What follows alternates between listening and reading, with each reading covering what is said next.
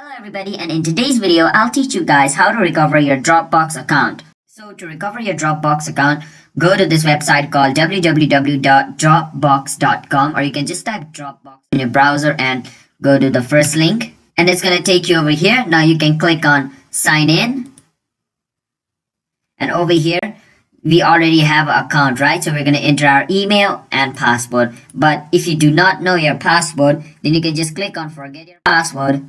Then it's going to ask you for your email, because it's going to send you a message to your email, and through that it's going to verify you that it's your account, because it's not going to send a verification code to whoever it wants, because your account might be stolen that way. So enter your email which you used when you created the Dropbox account. So this is the email for me, so I can click on submit.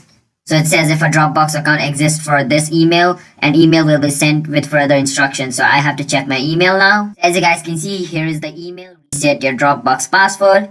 And after you click on this email, you can click on the reset password button, and it's going to take you to its website. And now over here, you can enter your new password. So let me enter a new password for myself. After entering your password, click on submit, and boom, that's how you recover your Dropbox account.